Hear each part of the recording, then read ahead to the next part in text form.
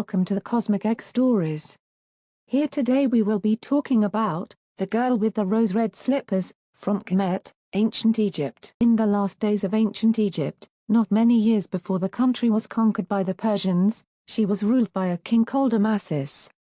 So as to strengthen his country against the threat of invasion by Cyrus of Persia, who was conquering all the known world, he welcomed as many Greeks as wished to trade with or settle in Egypt, and gave them a city called Naucratis to be entirely their own. In Naucratis, not far from the mouth of the Nile that flows into the sea at Canopus, there lived a wealthy Greek merchant called Charaxos. His true home was in the island of Lesbos, and the famous poetess Sappho was his sister, but he had spent most of his life trading with Egypt, and in his old age he settled at Naucratis. One day when he was walking in the marketplace he saw a great crowd gathered around the place where the slaves were sold.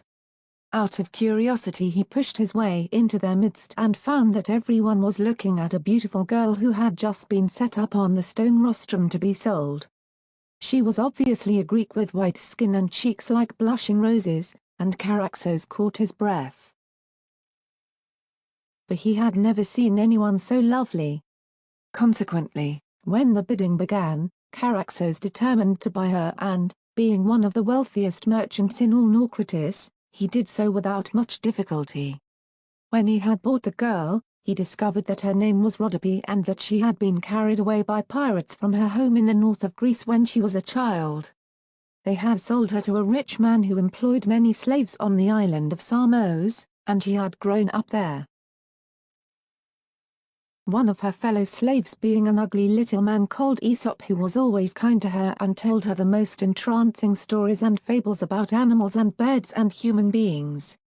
But when she was grown up, her master wished to make some money out of so beautiful a girl and had sent her to rich Naucratis to be sold. Charaxos listened to her tale and pitied her deeply. Indeed, very soon he became quite besotted about her. He gave her a lovely house to live in, with a garden in the middle of it, and slave girls to attend on her. He heaped her with presents of jewels and beautiful clothes, and spoiled her as if she had been his own daughter. One day a strange thing happened as Rhodope was bathing in the marble-edged pool in her secret garden. The slave girls were holding her clothes and guarding her jeweled girdle and her rose-red slippers of which she was particularly proud, while she lazed in the cool water. For a summer's day even in the north of Egypt grows very hot about noon. Suddenly when all seemed quiet and peaceful, an eagle came swooping down out of the clear blue sky, straight down as if to attack the little group by the pool. The slave girls dropped everything they were holding and fled shrieking to hide among the trees and flowers of the garden. And Rhodope rose from the water and stood with her back against the marble fountain at one end of it, gazing with wide, startled eyes. But the eagle paid no attention to any of them. Instead, it swooped right down and picked up one of her rose-red slippers in its talons. Then it soared up into the air again on its great wings and, still carrying the slipper, flew away to the south over the valley of the Nile. Rhodope wept at the loss of her rose-red slipper, feeling sure that she would never see it again, and sorry also to have lost anything that Charaxos had given to her. But the eagle seemed to have been sent by the gods, perhaps by Horus himself whose sacred bird he was. For he flew straight up the Nile to Memphis and then swooped down towards the palace. At that hour King Amasis sat in the great courtyard doing justice to his people and hearing any complaints that they wished to bring. Down over the courtyard swooped the eagle and dropped the rose-red slipper of Rhodope into the king's lap. The people cried out in surprise when they saw this, and Amasis too was much taken aback. But, as he took up the little rose-red slipper and admired the delicate workmanship and the tiny size of it, he felt that the girl for whose foot it was made must indeed be one of the loveliest in the world. Indeed Amasis the king was so moved by what had happened that he issued a decree, "Let my messengers go forth through all the cities of the Delta and, if need be, into Upper Egypt to the very borders of my kingdom. Let them take with them this rose-red slipper which the divine bird of Horus has brought to me, and let them declare that her from whose foot this slipper came shall be the bride of the king." Then the messengers prostrated themselves crying, "Life, health, strength be to the king. The king has spoken and his command shall be obeyed."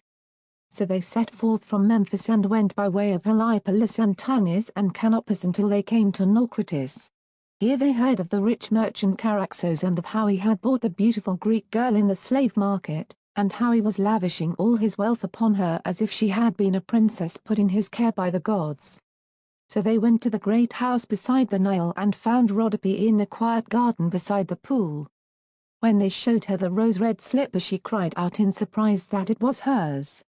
She held out her foot so that they could see how well it fitted her. And she bade one of the slave girls fetch the pair to it which she had kept carefully in memory of her strange adventure with the eagle. Then the messengers knew that this was the girl whom the king had sent them to find, and they knelt before her and said, "The good god King Amasis, life, health, strength be to him. Bids you come with all speed to his palace at Memphis. There you shall be treated with all honor and given a high place in his royal house of women, for he believes that Horus the son of Isis and Osiris sent that eagle to bring the rose-red slipper, and cause him to search for you." Such a command could not be disobeyed. Rhodope bade farewell to Charaxos, who was torn between joy at her good fortune and sorrow at his loss, and set out for Memphis. And when Amasis saw her beauty, he was sure that the gods had sent her to him. He did not merely take her into his royal house of women, he made her his queen and the royal lady of Egypt. And they lived happily together for the rest of their lives and died a year before the coming of Ambises the Persian. That's all for today, stay tuned for more and thank you for watching.